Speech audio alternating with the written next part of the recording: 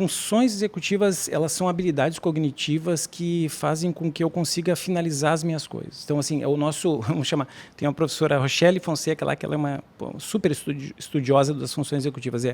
Função executiva é o quartel-general das nossas funções cognitivas. É o que organiza a gente para conseguir finalizar. A gente tem que finalizar esse programa num determinado tempo. A gente está usando as nossas funções executivas. Então, as funções executivas, elas sempre foram elementos assim que tiveram sempre evidências de associação com uma série de coisas na nossa vida.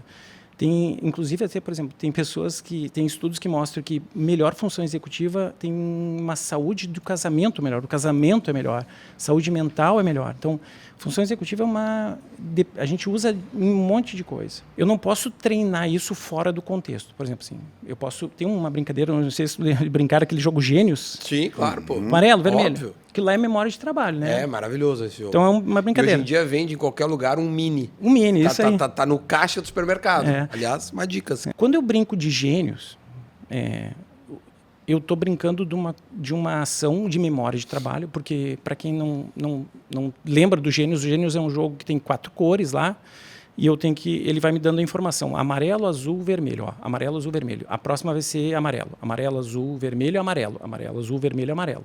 Então, eu estou trabalhando minha memória de trabalho. E ele vai agregando cores do decorrer do jogo, né? Isso. Mas sempre fazendo a mesma ordem, né? Sempre fazendo a mesma ordem. Então, mas vai tendo uma sobrecarga de memória de trabalho. Bom, se eu melhoro essa memória de trabalho, é uma memória de trabalho que eu estou fazendo num contexto que não é do jogo. Então, existe uma dúvida do ponto de vista da ciência, da neurociência, das questões do comportamento motor no esporte, que será que eu melhorar a memória de trabalho usando Gênios vai melhorar lá a minha memória de trabalho no campo? Então, assim, do ponto de vista científico, a gente não tem tantas evidências para isso.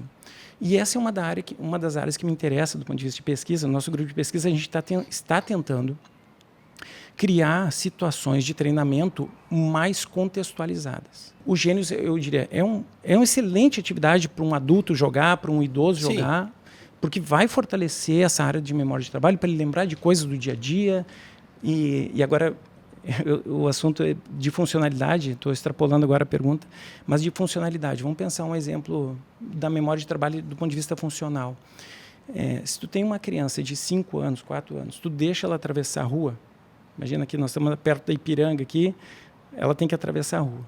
Não tem sinal, não tem nada. Eu quero que ela atravesse a rua.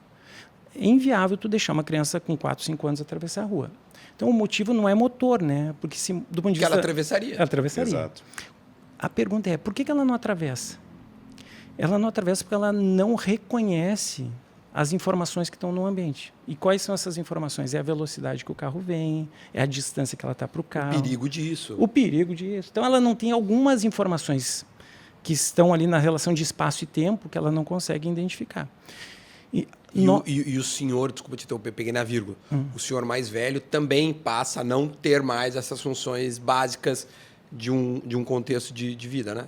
Perfeito, Duda. O que acontece? A ausência da atividade física ao longo do envelhecimento vai tirando algumas capacidades de base perceptiva que vai fazendo assim, eu não sei se eu consigo... Se eu chego lá. Então, eu não reconheço que aquele carro vem naquela velocidade. Tipo, pensa em você assim... Tu até brinca com o carro, né? Que eu estou atravessando a rua. Eu vou passar bem devagarinho, porque quando eu passar ali, ele vai passar a mim. Aquelas coisas que o cara faz meio de adolescente, assim. Mas eu tenho um controle de base perceptiva que eu consigo enxergar. Tudo isso tem por trás também funções executivas. Tem um pouco de memória, porque eu olho lá, vejo a velocidade do carro, eu não preciso mais olhar para o carro. Bastou uma pista da informação para eu tomar uma decisão. E eu vejo, por exemplo, que o meu pai faz muita palavra cruzada. Eu posso achar que o meu pai vai ser um cara que vai ter um cérebro e um trabalho funcional privilegiado quando ele ficar, de repente, fisicamente mais debilitado? A gente não tem uma evidência para mostrar assim, que palavra cruzada vai estar diretamente associado a um melhor desempenho em termos funcionais. Isso ainda a gente não tem muito claro. Uma coisa que a gente sabe que funciona como é que eu poderia aliar o que está por trás da palavra cruzada, que são algumas funções cognitivas, ali, como memória, como planejamento, associado à função motora. Então, o que é mais ou menos o que nós estamos falando lá para o atleta. Não adianta eu dar os gênios para ele, mas eu quero dar os gênios junto com uma tarefa.